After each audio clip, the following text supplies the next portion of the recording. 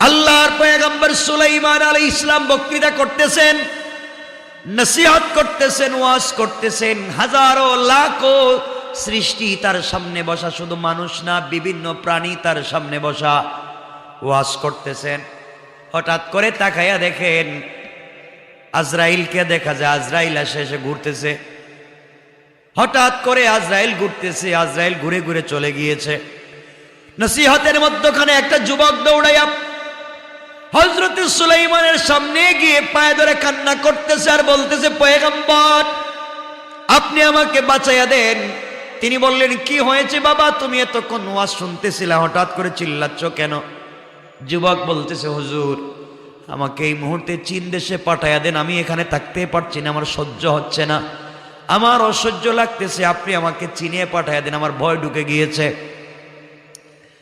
হযরতে সুলাইমান আলাইহিস সালাতু ওয়াস সালাম বাতাসকে বললেন, বাতাস কয়েক মুহূর্তের ভিতরে এই বান্দাটাকে চীন পৌঁছে দাও। চীন বান্দাটাকে পৌঁছে দেওয়া হলো। নসিহত শেষ হয়ে গেল। কিছুক্ষণ পরে হযরতে আজরাইল আবার সুলাইমান আলাইহিস সালামের দরবারে হাজির।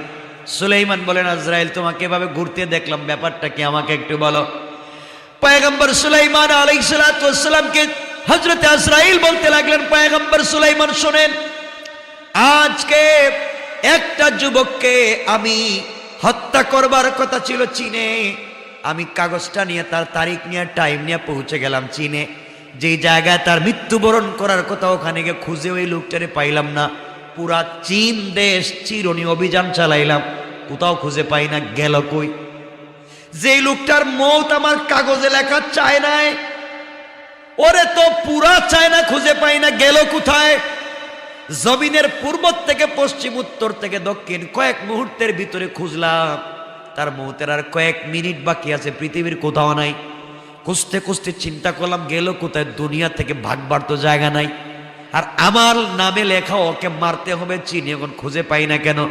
খুঁজতে খুঁজতে আপনার মাহফিলে এসে দেখি ওয়াজ শুনতেছে। আল্লাহু আকবার।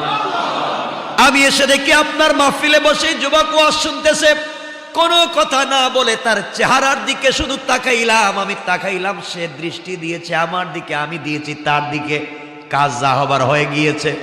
এই যুবকটাই আপনার কাছে গিয়ে বলছিল, ভয় পাচ্ছি, আপনি আমাকে চীনে পাঠাইয়া দেন। একে চীনে নেওয়ার জন্য আমি কৌশল করেছি। তাকে আপনি বাতাসের মাধ্যমে চীন পৌঁছে দিয়েছেন। বাতাস পৌঁছে যাওয়ার আগে আমি ওখানে পৌঁছে গিয়েছি, তার জান কবজ করে পাঠাইয়া দিয়া এখন আমি আপনার দরবারে আবার হাজির হয়ে গিয়েছি। আল্লাহু আকবার বলেন। মৌত যেখানে লেখা আছে সেখানেই হবে। এজন্য কথাটা ভালো করে বুঝবেন। আপনি মনে করতেছেন আপনি হয়তো বাইতুল্লাহ গিয়া মরবেন, কাবাগর তওয়াফ করে মরবেন, কাগজে লেখা আপনি বাথরুমে মরবেন, কিছু করতে পারবেন নি। কাগজে লেখা আপনি দোয়া করতেছেন, আল্লাহ আমারে মদিনায় নিয়ে মারাও, আল্লাহ কই রিকশার তলে পড়ে মর। কাগজে লেখা এটাই। পৃথিবীতে তাকদিরে যা লেখা তা চেঞ্জ করতে পারবেন না। বুঝাতে চাই, কেমনে মরবেন, আগামী কালকে কি উপার্জন করবেন, কেমনে মরবেন, কোথায় মরবেন, কোন দিন মরবেন, কোন টাইমে মরবেন, জানেন কে? কত লোককে দেখবেন 32 চাকার গাড়ির নিচে পড়ার পরেও মরে না, বাইচা গেছে, এমন আছে না নাই? আর কত লোক দেখবেন বাইসাইকেলের ধাক্কা খাইয়া পড়ছে, তো নাক মুখ দিয়ে রক্ত বাইরে মইরা গেছে। আল্লাহ বুঝাতে চান, বান্দারে কার মত কোন ভাবে আমি লিখে রেখেছি কেউ জানে না, জানেন কে? আমার বন্ধুগণ, এই জন্য বুঝাতে চাই, কাউকে যদি দেখেন মারাত্মক অসুখ হয়েছে, শারীরিক জটিলতায় পড়ে গিয়েছে, বিশেষ পরিস্থিতিতে অনুভব করতে পারতেছে হয়তো জীবন শেষ হয়ে যাচ্ছে, আর বাঁচবে না, এমন যদি দেখা যায়, সূর্য নিঃশেষ হয়ে যাচ্ছে, লোকটার বাঁচবে না, জীবনের বাকি সময়টুকুন কেমনে কাটাবেন, এই কথাটা বোঝাতে চাই। সবাই তো আজ আমি আছি, কালকে আমিও তো মরে যেতে পারি। এই জন্য বলতে চাই, আপনি যদি মনে করেন আজকের রাত্রটা শেষ রাত্র, আজকের রাত্রটা শেষ রাত্র, তাহলে আমলটা আপনার জন্যে। কথা কি বুঝতে পেরেছেন? আপনি যদি মনে করেন আজকে আপনি মরে যেতে পারেন, তাহলে কথাটা আপনার জন্যে। কথাটা ভালো করে মনে রাখবেন। কি করা লাগবে? আল্লাহর নৈকট্য অর্জন এবং গুনাহমোচনের জন্য আপনাকে প্রাণপণ চেষ্টা করা লাগবে। এমন পরিস্থিতিতে করণীয় কি? এক নাম্বার হচ্ছে, করণীয় হলো, যদি মনে করেন আমি মরে যাব, হয়তো আর বাঁচব না, এক নাম্বার করণীয় হলো পরম ক্ষমাশীল, ক্ষমতাশীল, অসীম দয়ালু আল্লাহ রব্বুল ইজ্জতুল জালালের কাছে নিজের অতীত জীবনের সকল গুনার কথা তুলে ধরতে হবে। যদি মনে করেন আজকের রাত্রে আমার শেষ রাত্র, হয়তো সকাল আমার হতে পারে, নাও হতে পারে, ওই কথা যদি আপনাদের চিন্তায় থাকে, তাহলে আপনাদেরকে বলছি, আজকে রাত্রে আপনি মনে করেন এই রাত্র আমার জিন্দগির শেষ রাত্র, এটা মনে করে আল্লাহ রব্বুল ইজ্জতুল জালালের কাছে নিজের অতীত জীবনের সকল গুনার কথা তুলে ধরে অনুতপ্ত হয়ে যান। অনুতপ্ত হয়ে হৃদয়কে নিখাত করে তওবা করেন, ইস্তেগফার করেন। আল্লাহ বলছেন, বান্দারে তুই যদি মনে করিস আগামীকালকে হয়তো আমার দিন শেষ, এই কথা চিন্তা করে কেউ যদি চোখ থেকে এক ফোঁটা লোনা জল ছেড়ে দিতে পারে, আমি আল্লাহ তার জন্য জাহান্নামের দরজা বন্ধ করে দিতে পারি। এজন্য যদি মনে করেন হয়তো আজকের রাত্রে শেষ রাত্র হয়ে যেতে পারে, আমি মা বোন সহ সবাইকে বলছি, এক নাম্বার কাজ হলো তওবা। আমি আমার স্বামীর সাথে যে অন্যায় করেছি, আমি আমার স্বামীর হক নষ্ট করেছি, তওবা করে নেই। সন্তানের হক নষ্ট করেছি, তওবা করে নেই। শ্বশুর শাশুড়ির হক নষ্ট করেছি, তওবা করি। আমি হয়তো বাড়িতে থাকাকালীন, এই শ্বশুর বাড়িতে থাকাকালীন অনেকগুলো অন্যায় করেছি, আগামীকালকে হয়তো আমার শেষ দিন, আজকের রাত্র শেষ হয়ে যাচ্ছে, তওবা করে নেন। এইভাবে তওবা করে নিতে হবে। ভাইয়েরা, আপনাদেরকে বলছি, আপনি যদি মনে করেন স্ত্রীর সাথে কোনো অন্যায় করেছেন, নাফরমানি করেছেন, তওবা করে নেন। নিকাত চিত্তে আল্লাহর কাছে বলেন। আল্লাহ বলছেন, বান্দা যখন সে তার তওবা অন্যায় বুঝতে পারে, আমি আল্লাহ তার জন্য রহমত নিয়ে হাজির হয়ে যাই। দুই নাম্বার হলো, কেউ যদি বুঝতে পারে আমি মরে যাব, আর বাঁচব না, এই লোকটার দুই নাম্বার কাজ হলো, এক নাম্বার তো তওবা ইস্তেগফার করা, সব কথাকে মনে করা। এ কথা বলা যাবে না আল্লাহ জানি না আমি কি অন্যায় করছি, মনে নাই, এগুলো ভুয়া কথা। কি অন্যায় করছে মনে নাই? না না আছে, সব ভুয়া মিথ্যা কথা বলে কি অন্যায় করছি মনে নাই, সব মনে আছে। আপনাকে বলতে হবে, আল্লাহ আমার সব গুনার কথা মনে পড়েছে, কেউ দেখে নাই, তুমি দেখেছো, আমি সব জানি। আমার সকল অন্যায় আজকে তোমার সামনে সঁপে দিলাম। রব তোমাকে সাক্ষী রেখে বলছে, যদি আজকে রাত্র শেষ হয়ে যায়, আগামীকালকে নাও বাঁচতে পারি, সকল অন্যায়ের জন্য তওবা করলাম, তোমাকে সাক্ষী রেখে কালকে আর অন্যায় করব না। আপনি যদি বেঁচেও যান, আজকে রাত্রের আগে যত গুনাহ করেছিলেন সব মাফ করে দিবেন আল্লাহ। দুই নাম্বার হল আল্লাহর সাথে সম্পর্কের ক্ষেত্রে দুর্বলতা, অতীত জীবনে ঘটে যাওয়া ত্রুটি বিচ্যুতিগুলোকে যথাসাধ্য অধিক পরিমাণে নফল ইবাদত বন্দেগী নেকি কাজের মাধ্যমে ভরপুর করে দেওয়া। অতীত জিন্দেগিতে যদি অন্যায় হয়ে যায়, অতীত জিন্দেগিতে ত্রুটি বিচ্যুতি আমাদের আছে না নাই? কথা বলেন। এমন কি কেউ আছেন হাত উঠে বলতে পারবেন আমার অতীত জীবনে কোনো ত্রুটি নাই? পৃথিবীতে এমন কোন জিন্দা ওলি পাওয়া যাবে বলে আমারও জানা নাই। যদি পাওয়া যায় তো আমি সবার আগে তার কাছে গিয়ে মুরিদ হইতাম। কেউ বুকে হাত দিয়ে বলতে পারবে না আমার জিন্দেগিতে কোনো ত্রুটি বিচ্যুতি নাই, 100% আছে। সুতরাং এটা মনে করেন আমার জিন্দেগিতে ত্রুটি বিচ্যুতিগুলোকে যথাসাধ্য পূরণ করবার জন্য অধিক পরিমাণে নফল ইবাদত জিকির আজকার করে রাত্র কাটাইয়া দেন, তাসবিহ জিন্দেগি বন্দেগি করে আজকাল রাত্র কাটাইয়া দেন। আর মনে মনে বলেন, আল্লাহ হয়তো জানি না আগামীকালকে বাঁচবো কিনা, আজকের রাত্রে আমানত পেয়েছি আল্লাহ তাআলা, আজকের রাত্রে তুমি আমাকে ফুরসত দিয়েছো, 1 মিনিটও হেলায় খেলায় কাটাতে চাই না, এই জন্য সারা রাত বন্দেগি করে কাটাইয়া দিলাম। আল্লাহ বলবেন, বান্দারে তোর ভিতরে মৃত্যুর ভয় ঢুকে গিয়েছে, জাহান্নামের ভয় ঢুকে গিয়েছে, আজকে রাত্রে বিছানায় পিঠ লাগাও নাই, আর আমি আল্লাহ ওয়াদা দিলাম তোমাকে জাহান্নামের কোনো দরজা দেখাবো না। আল্লাহু আকবার বলেন। 3 নাম্বার যে কাজ করতে পারবো, 3 নাম্বার সাধ্য মতো কোরআন তেলাওয়াত করা, বিশেষ করে লা ইলাহা ইল্লাল্লাহ। মনে রাখবেন কি বলছি, লা ইলাহা ইল্লাল্লাহ, লা ইলাহা ইল্লাল্লাহ মুহাম্মাদুর রাসূলুল্লাহ। দোয়া তাসবিহ জিকির আজকার অধিকভাবে জিবাকে সজীব রাখবেন। আপনি মনে করবেন আমার মত যদি আজকে রাত্রে হয়ে যায়, আগামীকালকে না বাঁচতে পারি, আমি আল্লাহর নামের জিকির করে করে রাত্রে কাটাইয়া দেব, তসবিহ পড়ে পড়ে কাটাইয়া দেব। রাত্রের ফেরেশতারা আল্লাহর কাছে বলবে, আল্লাহ এই বান্দা 60 বছর সারা রাত ঘুমাইছে, হঠাৎ করে আজকে রাত্রে ঘুমায় না, শুধু তোমার নামের জিকির করে, তার দিলের ভিতরে যদি মরে যায়, আল্লাহ বলবেন ফেরেশতারা ওর জিন্দেগির শুরু থেকে আজ পর্যন্ত নাফরমানির যত খাতা আছে সবগুলাকে একবারে ব্লক করে দাও, ছিঁড়ে ফেলে দাও। আমার বান্দার নামে নাফরমানির কোনো খাতা রাখা যাবে না। আজকের রাত্রের ইবাদতের মাধ্যমে পুরা পিছনের জিন্দেগি ইবাদত দিয়া ভরে দাও।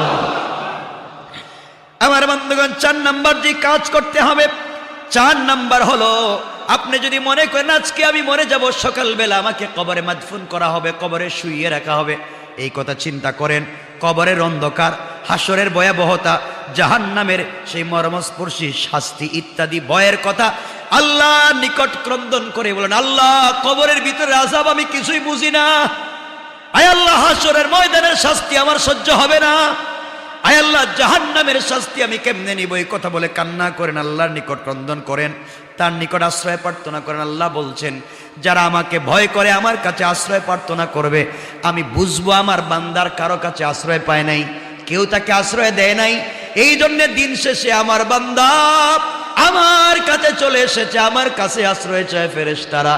বান্দার কোনো কথা তোমাদের শোনা লাগবে না, স্বয়ং আমি আল্লাহ শুনবো, আর আমার বান্দার আশ্রয়দাতা আমি হয়ে গেলাম। এরপরে আমাদের যে কাজ করতে হবে, মনে যদি করে আজকে রাত্রে হয়তো আমার জিন্দগির শেষ রাত্র হতে পারে, আগামীকালকে নাও বাঁচতে পারি, এই কথা চিন্তা করলে ঘুমাবার আগে যদি ঘুমাইয়াও যান, অজু অবস্থায় ঘুমিয়ে যাবেন।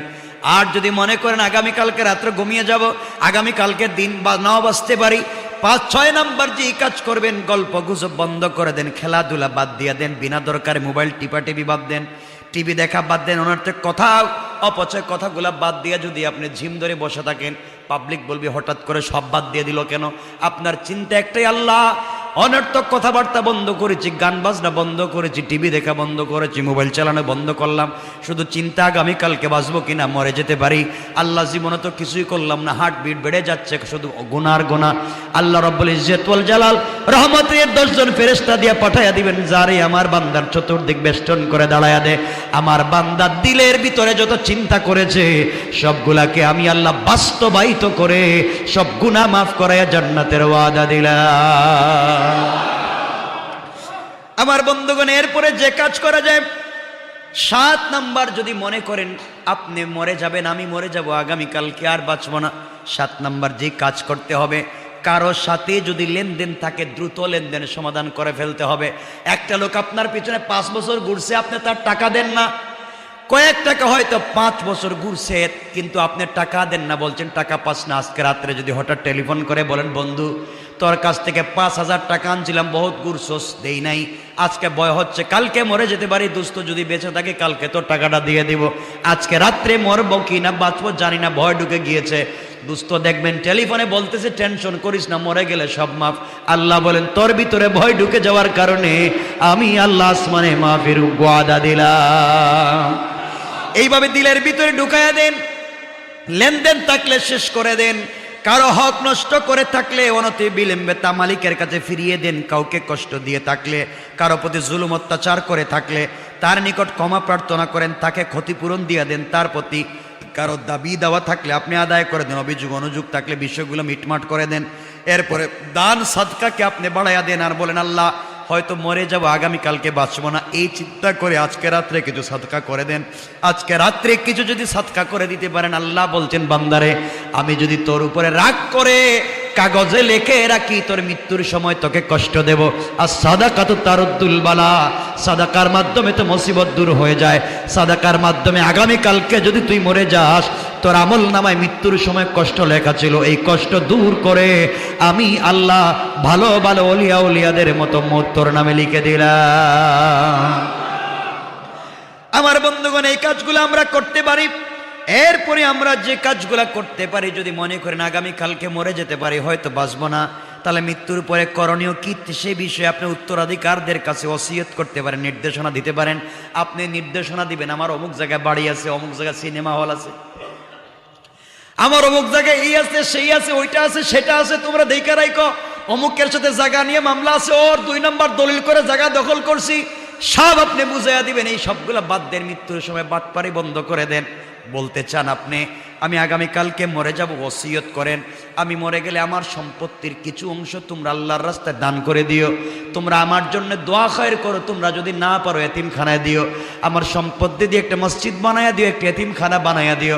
তোমরা তো জানি তোমরা আমার জন্য দোয়া করবে না, তোমাদেরকে মানুষ বানাতে পারি নাই, মৃত্যুবরণ করলে যেন কবরে গিয়ে শান্তি পায়, তোমরা ভালো জায়গায় আমাকে একটা কবর দিও, আলিমুল আমাদের পাশে, মাদ্রাসার পাশে, মসজিদের পাশে আমাকে কবর দিও।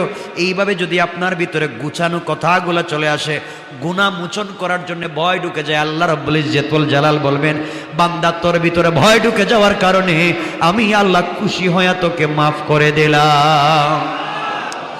এখানে ছোট্ট করে একটা ঘটনা বলে দিই, বনি ইসরাইলের কোরআনে কারীমের আয়াত থেকে আল্লাহ রাব্বুল ইজ্জতুল জালাল এই কথাগুলো নিয়ে এসেছেন। আমরা সংক্ষেপ করে বলে দিই, বনি ইসরাইল ব্যক্তির ভিতরে মৃত্যুর ভয় ঢুকে গেল, মৃত্যুর ভয় আল্লাহর বান্দার ভিতরে ঢুকে গেল, আর বাঁচব না, হয়তো মরে যাব, আর বাঁচব না, মরে যাব, আল্লাহর সামনে কেমনে দাঁড়াবো, আল্লাহর সামনে কেমনে দাঁড়াবো, এই কথা চিন্তা করে বাচ্চাদেরকে ডাকছে, ডেকে ডেকে বলছো বাচ্চারা আমি যদি মরে যাই আমার ভয় ঢুকে গেছে, আমি তো বহুত হারাম কাজ করেছি, নাফরমানি করেছি, দুনিয়ার জমিনে এমন কোন অন্যায় নাই যে অন্যায় আমি করি নাই, অনেক অন্যায় করেছি, মরে গেলে কোথায় যাব রে, জাহান্নাম ছাড়া তো কোনো জায়গা নাই, তোমরা এক কাজ করো, আমি মরে গেলে আমাকে আগুন দিয়া জ্বালাইয়া কিছু অংশ তোমরা ছাই বানাইয়া সাগরে ছেড়ে দিবা, কিছু অংশ উপরে ছেড়ে দিবা, কিছু অংশ কুকুর বিড়ালকে খেতে দিবা। আমার ভয় হচ্ছে রে, আল্লাহ যেন আমাকে কিয়ামতের দিন খুঁজে না পায়, আল্লাহ যদি আমাকে পেয়ে যায় শাস্তি দিবে, আমাকে আযাব দিবে। এই কথা বলে শোক করে দিল। ইন্তেকালের পরে সংক্ষেপ করে বলে আল্লাহ রাব্বুল ইজ্জতুল জালাল বান্দাকে ডাকবেন, বান্দা হাজির হয়ে যাও। বাতাসকে বলবেন বাতাস অমুক দিনে অমুক জায়গায় একটা লোককে জ্বালিয়ে দেওয়া হয়েছিল, ছাই যা নিয়েছিল আমার সামনে হাজির করো। কুকুরকে বলবেন গোশতগুলো হাজির করো, মাটিকে বলবেন হাড্ডি খেয়েছিল আমার সামনে হাজির করো। সব যখন হাজির হয়ে যাবে আল্লাহ বলবেন আজ হাজির হয়ে যাও, দাঁড়িয়ে যাও। সাথে সাথে বান্দা দাঁড়িয়ে যাবে আর কাঁপতে থাকবে। আল্লাহ বলবেন কি ব্যাপার, কাঁপতেছো কেন? ও বলবে আল্লাহ আমি তো আমার বাচ্চাদেরকে বলেছিলাম মরে গেলে জ্বালিয়ে দেওয়ার জন্য, ওরা তো তাই মনে হয় করেছিল, কিন্তু আপনি পাইলেন কেমনে?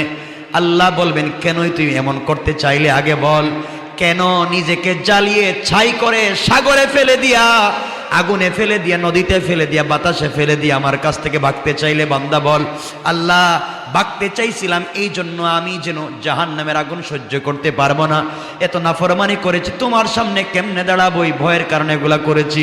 আল্লাহ বলবেন বান্দারে তোর ভিতরে যে জাহান্নামের ভয় ঢুকেছে, আযাবের ভয় ঢুকেছে, এই ভয় ঢুকে যাওয়ার কারণে এমন প্রক্রিয়া অবলম্বন করলে আমি আল্লাহ খুশি হয়ে গেলাম।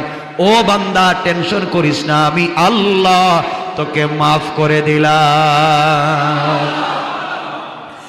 এজন্য আল্লাহ রাব্বুল ইজ্জতুল জালাল মাফ করে দিতে চায়।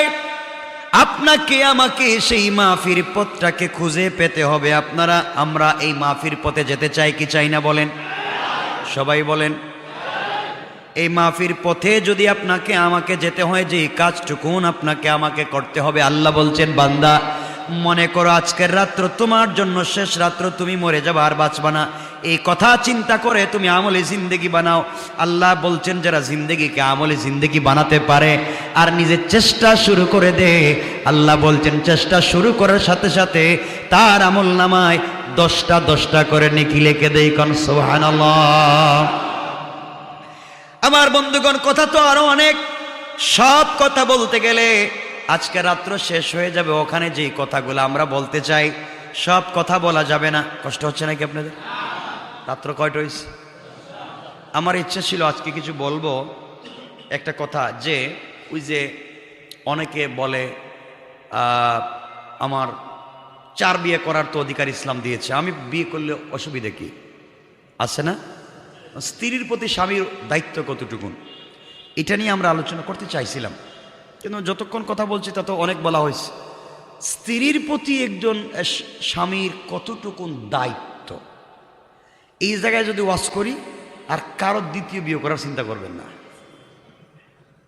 দেখবেন একটারই দায়িত্ব আদায় হয় নাই, বাকিগুলোর আদায় করবেন কেমনে? তো যাই হোক, কথা তো লম্বা হয়ে যাবে, আমরা সব কথা বলবো না, শুধু এতটুকুন বলতে চাই। হযরতে জিবরিল আমিন রাসূল সাল্লাল্লাহু আলাইহি ওয়াসাল্লামের কাছে আসলেন। নবীজি বললেন আমি তোমাকে যতবার আমার নিকট আসতে দেখেছি তুমি দেখি খুব টেনশনে থাকো। জিব্রাইলকে বলছেন খুব টেনশনে থাকো, ব্যাপারটা কি? তোমার দুশ্চিন্তা যায় না কেন? কেন তুমি এত চিন্তিত হয়ে আমার কাছে আসো? জিব্রাইল বলছেন, এ রাসূলুল্লাহ, আপনার কাছে আমি আসি, আপনি আমাকে দেখেন আমি খুব টেনশন করি, কেন করি তা তো আপনি জানতে চান না, এজন্য আমি বলি না। নবীজি বললেন, বলো। জিব্রাইল বললেন, ইয়া রাসূলুল্লাহ, আমার ঠোঁট থেকে হাসি শেষ হয়ে যাওয়া, মুখের মধ্যে হাসি না ফুটার একমাত্র কারণ আল্লাহ জাহান্নাম যেদিন তৈরি করেছেন ওই দিন থেকে আমার মুখের হাসি চলে গিয়েছে। কে বলছেন? কে বলছেন? জিব্রাইল। ইয়া রাসূলুল্লাহ, আপনি জানেন না, যেই দিন আল্লাহ জাহান্নাম বানাইছেন ওই দিন থেকে আর হাসি আর আসে না। কেন? আপনি জানেননি জাহান্নামে কি আছে? নবীজি বলেন, বলো, কিছু যদি তোমার বলার থাকে কিছু বলো, শুনি। হযরতে জিব্রাইল বলছেন, ইয়া রাসূলুল্লাহ, ইয়া হাবিবাল্লাহ, পয়গম্বরে আরবি, আপনি আমাকে অনেক দিন প্রশ্ন করেছেন কেন আমি হাসি না। আপনার সঙ্গে এত কথা বলি, আমার ঠোঁট কখনো হাসি ফুটেনি কেন? এক নাম্বার কারণ হলো আমি জানি জাহান্নামের গভীরতা এমন, জাহান্নামের গভীরতা এমন পয়গম্বরে আরবি, আপনি হয়তো জানেন না। জাহান্নামের মুখ থেকে একটা পাথর যদি জাহান্নামের তলদেশে নিক্ষেপ করা হয়, ওটা যদি জাহান্নামের মুখ হয়, ওখান থেকে যদি একটা পাথর জাহান্নামের নিচে ছেড়ে দেওয়া হয়, আর এই পাথর দ্রুত গতিতে যদি চলতে থাকে, এইভাবে 70 বছর চলে যাওয়ার পরেও একটা পাথর জাহান্নামের নিচে যেতে পারে না। পয়গম্বরে আরবি, এত বিশাল একটা জাহান্নাম, এখানে কেমনে আল্লাহ পাবলিককে জ্বালাবেন বিচারের দিনে? এই জাহান্নামকে 70,000 শিকল দিয়ে টেনে ধরা হবে, প্রত্যেকটা শিকল ধরে রাখবেন 70,000 ফেরেশতা।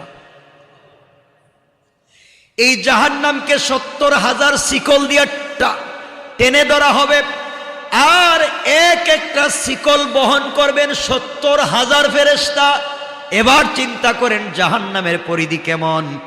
নবীজি সাল্লাল্লাহু আলাইহি ওয়াসাল্লাম চোখের পানি ছেড়ে দিলেন। নবীজি সাল্লাল্লাহু আলাইহি ওয়াসাল্লাম বলেন, আর কি জানো বলো তো জিব্রাইল? জিব্রাইল বলছেন, ইয়া রাসূলুল্লাহ, এই জন্যে আমার মুখে হাসি ফুটে না, উম্মতের আপনার কেমনে হাসে, দুনিয়ার মানুষ কেমনে তো আনন্দ করে আমি জানি না। 2 নম্বর হলো জাহান্নামে আল্লাহ চাঁদ এবং সূর্যকে নিক্ষেপ করে দিবেন, জাহান্নামে তাপ বিলীন হয়ে যাবে, হারিয়ে যাবে। এত বিশাল চাঁদ, এত বিশাল সূর্য জাহান্নামে দেওয়ার পরে বিলীন হয়ে যাবে, খুঁজেই পাওয়া যাবে না। ছোট্ট একটা হাতের আংটির পাথরের মতো পড়ে থাকবে সূর্য আর চন্দ্র। এত বড় জাহান্নাম আল্লাহ বানিয়েছেন। এই জাহান্নামে হয়তো আপনার কোন উম্মত যাবে, কিন্তু আমার ভয় হয় এই উম্মত কেমনে দুনিয়ার আনন্দে পড়ে হেসে বেড়ায়, এজন্য আমি হাসতে পারি না।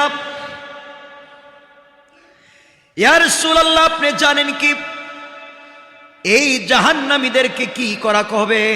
জাহান্নামীদের শরীরের চামড়া হবে 162 ফুট পুরু চৌড়া। মানুষের শরীরের চামড়া যেটা জাহান্নামে যাবে, কোন মানুষ যদি জাহান্নামে যায়, জাহান্নামীদের শরীরের চামড়া হবে 162 ফুট চৌড়া।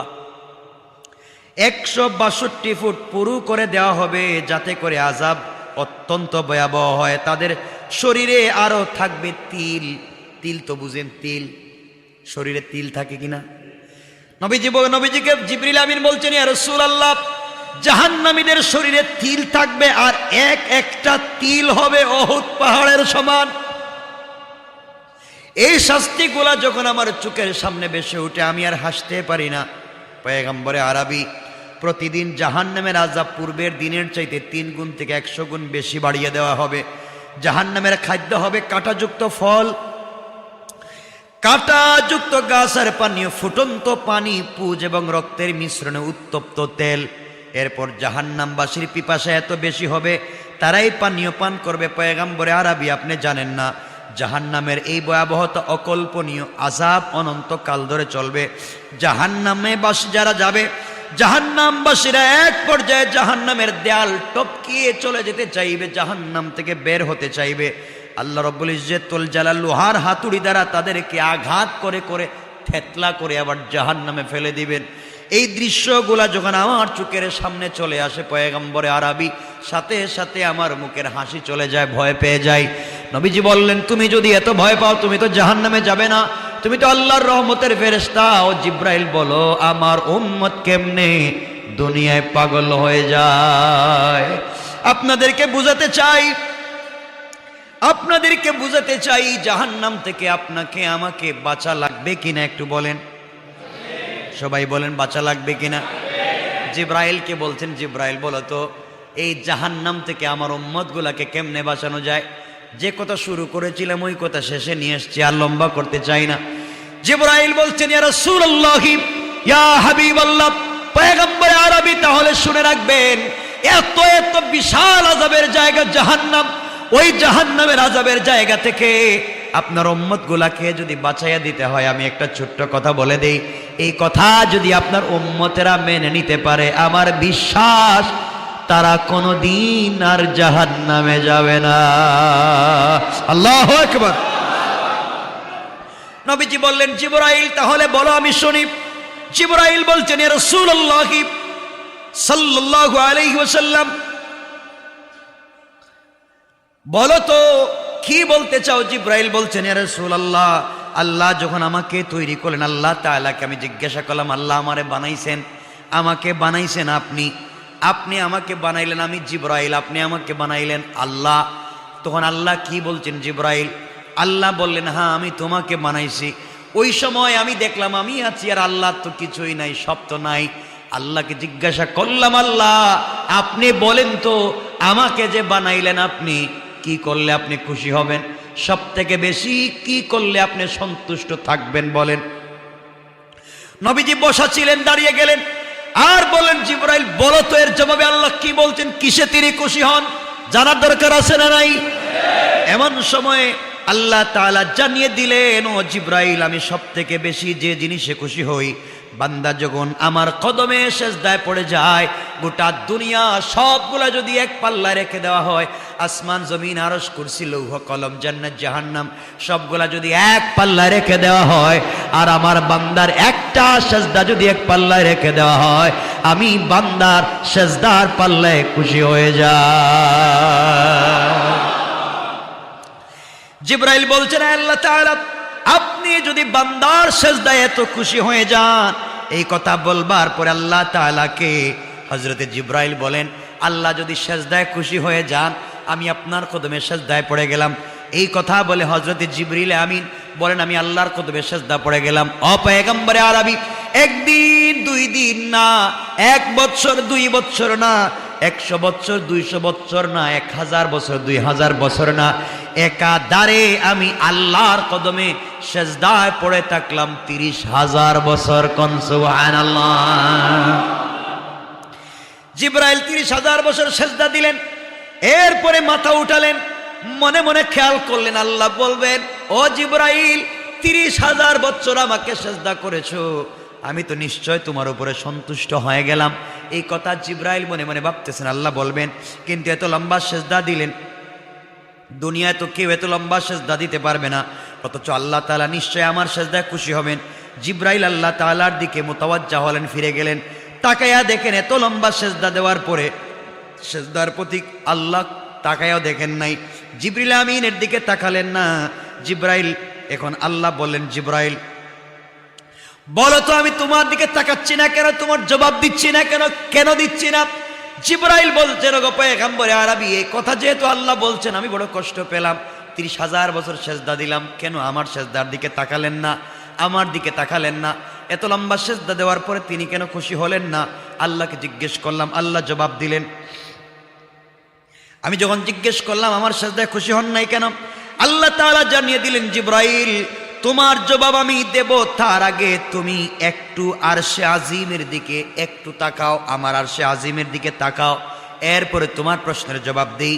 পয়গম্বরে আরবি আমি আরশে আজিমের দিকে তাকালাম, তাকিয়ে দেখলাম আল্লাহ তাআলা আরশে আজিমে আল্লাহর কুদরতি নূর দ্বারা লিখে রেখেছেন একটা কথা, লা ইলাহা ইল্লাল্লাহু মুহাম্মাদুর রাসূলুল্লাহ। জিবরাইল বলছেন, আল্লাহ তাআলা আমার সেজদার সঙ্গে কালিমার সম্পর্ক কি? আমি 30,000 বছর সেজদা দিয়েছি, আর সে আজিমের দিকে আপনি কালিমা দেখান, দুটার তো কোনো মিল নাই। আল্লাহ বললেন জিবরাইল শোনো। জিবরাইল জিজ্ঞাসা করলেন, আল্লাহ বললেন শোনো জিবরাইল, এইটার কথা কেন আমি করলাম? আমি আল্লাহ দুনিয়া তৈরি করব, ওই দুনিয়ার মানব জাতি জিন জাতির হিদায়াতের জন্য লক্ষাধিক নবী রাসূলদেরকে পৃথিবীতে পাঠাবো। সর্বশ্রেষ্ঠ সর্বশেষ নবী হযরত মুহাম্মদ সাল্লাল্লাহু আলাইহি ওয়াসাল্লামকে পাঠাবো এই নবীর উম্মতের উপরে। আমি আল্লাহ 5 ওয়াক্ত নামাজ ফরজ করব, প্রতি ওয়াক্ত নামাজ তারা পড়তে থাকবে। 17টা ফরজ, 17টা করে রাকাত আছে, আর এভাবে তারা চলতে থাকবে। নামাজের মধ্যে প্রতি 5 ওয়াক্ত নামাজের মধ্যে 17টা করে রাকাত আছে, সেজদা আছে, সেজদা আছে। আমার জন্য ফরজ করব, আমি তাদের জন্য ফরজ করব। প্রত্যেকটা রাকাতের মধ্যে 2টি করে সেজদা হবে। প্রত্যেকটা সেজদার মধ্যে ওই নবীর উম্মতেরা 3 বার করে সুবহানা রব্বিয়াল আলা পড়বে। তারা প্রত্যেক সময় 3টা, কমপক্ষে 3টা সেজদা দিবে। প্রত্যেকটা সেজদায় সুবহান রব্বিয়াল আলা কমপক্ষে 3 বার পড়বে, 2টা সেজদা দিবে। প্রত্যেক সেজদায় কমপক্ষে 3 বার তারা পড়বে, আরো বেশি পড়তে পারে। জিবরাইল তুমি জানো না, তুমি জেনে রাখো, আমার ওই মাহবুব নবীর উম্মত যখন সেজদায় গিয়ে সুবহান রব্বিয়াল আলা বলে আমাকে ডাক দিবে একবার। জিবরাইল তুমি যে 30,000 বছর সেজদা করে যে নেকি পেয়েছো, আমার ওই শেষ নবীর উম্মত, আমার কলিজার টুকরা বান্দারা যখন সেজদায় গিয়ে একবার পড়বে সুবহান রব্বিয়াল আলা, তোমার 30,000 বছর সেজদায় পড়ে যেই সওয়াব হয়েছে, তাদের একবারের সুবহানাল্লাহ বলার কারণে তার চাইতে 1000 কোটি গুণ বেশি সওয়াব দিয়ে দেব। ও জিবরাইল, ও জিবরাইল, এই জন্য তোমার 30,000 বছরের সেজদা আমার কাছে কিছুই মনে হয় নাই। আমার শেষ নবীর উম্মতেরা সেজদায় গিয়ে যখন 2 সেজদার মধ্যখানে শুধুমাত্র একবার পড়বে সুবহান রব্বিয়াল আলা, একবার সেজদায় গিয়ে পড়বে সুবহান রব্বিয়াল আলা, আমি আল্লাহ তাদের ওই একবারের সুবহান রব্বিয়াল আলাকে 40,000 গুণ বেশি বানায়া ওই নেকিগুলা তাদের আমল নামায় লিখে দেওয়ার ওয়াদা দিলাম। এই কথাই বলছিলাম, এক একটা সেজদা জিবরাইলের 30,000 বছরের ইবাদতের চাইতে দাম। এই জন্য আমাদেরকে সেজদা দিতে হবে, লম্বা করতে চাই না। পয়গম্বর মুসা আলাইহিস সালাম আল্লাহকে বলছিলেন, আল্লাহ আমাকে নবী বানাইয়া লাভ নাই, আমাকে রসুল বানাইয়া লাভ নাই। যেই নবীর উম্মত একটা সেজদা দিলে জিবরাইলের 30,000 বছরের সেজদার চাইতে বেশি দাম। যেই নবীর উম্মত একবার সুবহান রব্বিয়াল আলা বললে 30,000 বছরের সেজদার চাইতে বেশি সওয়াব হয়ে যায়। আমি রসুল হতে চাই না, চাইলে তুমি আমাকে সেই নবীর উম্মত আমাকে বানাইয়া দাও। আল্লাহু আকবার বলেন। আমরা তো আজকে সেই রসুলের উম্মত, সেই উম্মত আজকে আমরা এক একটা সেজদার কত দাম, এক একটা সুবহান রব্বিল আলার কত দাম, আর আজকে আমাদের কন্ডিশন কোথায় চলে গিয়েছে। সুতরাং আমার বন্ধুগণ, কথা লম্বা করতে চাই না, এক কথাই বুঝাতে চাই। এতক্ষণ আলোচনা করে শেষ নির্যাস যে কথা বলতে চাইলাম, 1 নম্বরে যেটা বুঝাইতে চাইলাম উপরে, 1 নম্বর হলো আমরা কোনো জিনিস গোপন করব না, যা আছে সব পরিষ্কার করে বর্ণনা করব। 2 নম্বর, কাজ না করে প্রশংসার দাবি করব। কথা বলেন। এরপরে আপনাদেরকে অনেকক্ষণ বুঝালাম, জাহান্নামের কথা আপনাদেরকে বুঝাইয়া নিয়ে আসলাম, রাসূলে পাকের কথা আপনাদেরকে বুঝাইয়া নিয়ে আসলাম, এখন সেজদার কথা আপনাদেরকে বুঝাইয়া দিলাম।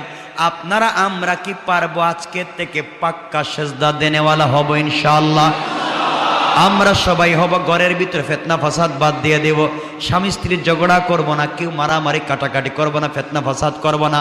এজন্য আল্লাহ রাব্বুল ইজ্জতুল জালাল বলছেন, বান্দা যখন সেজদায় পড়ে যায় মাথাটা নিচু করে আমার কুদরতের কদমের দিকে নিয়ে আসে, সাথে সাথে আমি আল্লাহ তার পিছনের জিন্দেগির গুনাহগুলোকে মাফির ওয়াদা দিয়ে দে। মনে থাকবে তো ইনশাআল্লাহ? আল্লাহ আমাদের সবাইকে কবুল করুক। সবাই বলেন আমিন।